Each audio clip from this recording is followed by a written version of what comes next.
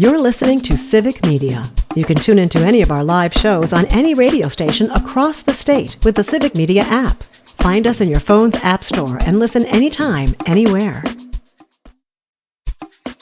This is your WLCX Daily News Roundup for the Eagle 1490 AM in La Crosse.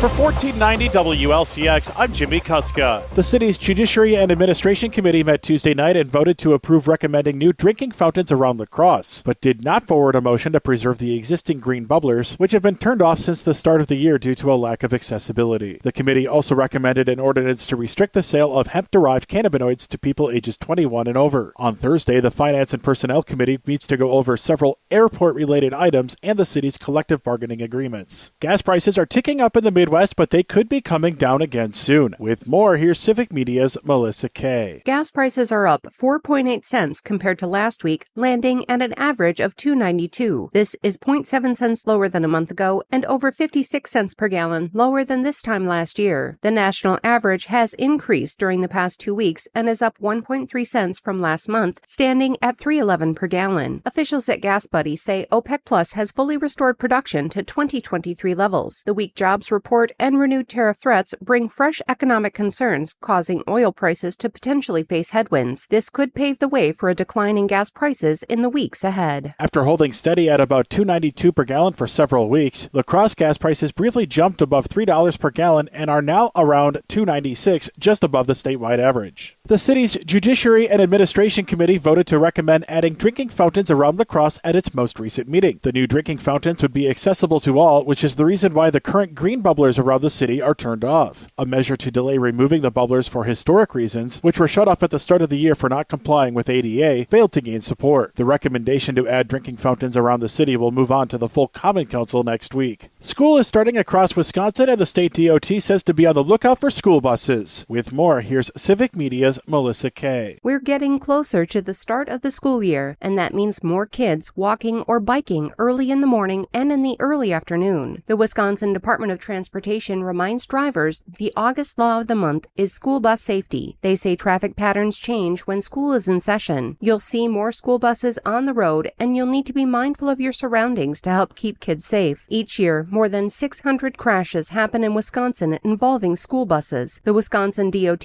says these crashes are preventable. Remember the rules. When you see flashing red lights, stop at least 20 feet away in both directions. Flashing amber or yellow lights mean the bus is approaching a pickup point and you should slow down and be ready to stop. While most schools don't start until after Labor Day, some have already begun classes this month. With the return of measles to Wisconsin, vaccination rates remain relatively low in the state. With more, here's Civic Media's Melissa Kay. While vaccination rates held close to the previous year when disregarding the new meningitis vaccine requirement for 7th through 12th graders, rates are still below the 95% needed to prevent an outbreak. 89.3% of Wisconsin students meet the minimum vaccination requirements. Last year, whooping cough surged in Wisconsin classrooms. Nearly 3,000 cases of this vaccine-preventable illness were reported to DHS. Now, with measles cases having been reported in the state, DHS officials warn that 1 out of every 4 people in the U.S. who contract this highly contagious disease are hospitalized. Stephanie Schauer, director of Wisconsin Immunization Program, says routine vaccines don't just protect your child, they help keep classrooms and the whole community safe. Wisconsin has the second lowest rate of childhood vaccinations against measles, trailing only Alaska. The first cases of measles in Wisconsin have been confirmed. With more, here's Civic Media's Melissa Kay. The Wisconsin Department of Health Services and Oconto County Public Health have confirmed 9 cases of measles in the county. 1 person returned from out-of-state travel and was found to be the common source for the 8 additional cases. This was confirmed based on exposure and symptoms. DHS and Oconto County Public Health are working to identify and notify people who may have also been exposed to the measles virus. The risk to the community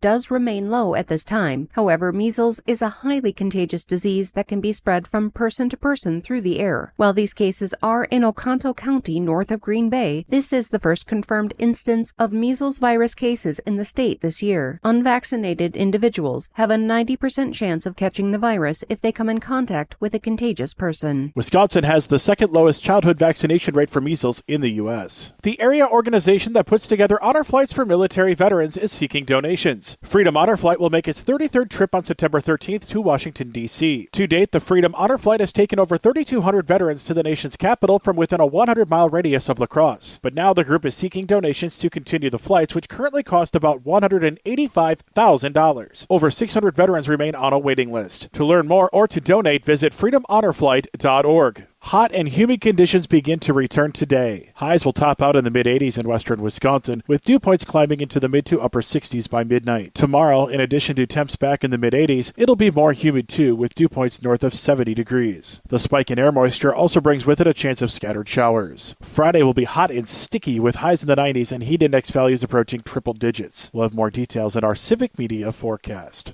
Download the free Civic Media app now at civicmedia.us/app. For $14.90 WLCX, I'm Jimmy Kuska. Brewer baseball tonight. Hi, I'm Mike Clemens with sports, where the Brewers take on the Braves for Game 3 of their series in Atlanta. The Brewers with a 7-2 victory last night, their 5th win in a row. Pat Murphy. You really have to be disciplined right now. More than ever before, we got to be disciplined. It's how we play and the mindset we're in when we play, because circumstances say ball could have bounced the other way, and we're not, those numbers aren't there. You know, you have to just be consistent in how you prepare and be attached to your process, not your results. NFL, he's slated to be their starting defensive back to replace Jair Alexander, but Nate Hobbs will miss all of the preseason games after having knee surgery over the weekend. It happened last Thursday in practice. I'm just happy that it wasn't nothing more serious. Was it meniscus? That was a meniscus. Okay, and the right knee, I assume. Right knee, yes, sir. I'm committed, as I say I am. That's Packers defensive back Nate Hobbs with Sports. I'm Mike Clemens. On your entertainment beat, I'm Pete Schwaba. Sci-fi fans, in particular those who are fans of the show Invasion, will be happy to know that Apple TV just dropped a trailer for Season 3. The show follows 5 people who deal with an alien invasion from around the world. According to Deadline, Season 3 drops Friday, August 22nd on Apple TV, with new episodes dropping Friday nights through October 24th. Sylvester Stallone has made a few great movies, but a lot of stories that have come out about him over the years are not so flattering. Years ago, Pamela Anderson alleged that Rambo offered her a Porsche and/or a condo to be his number one girl. He supposedly did not deny there were other numbered girls and said, "You're in Hollywood now, honey."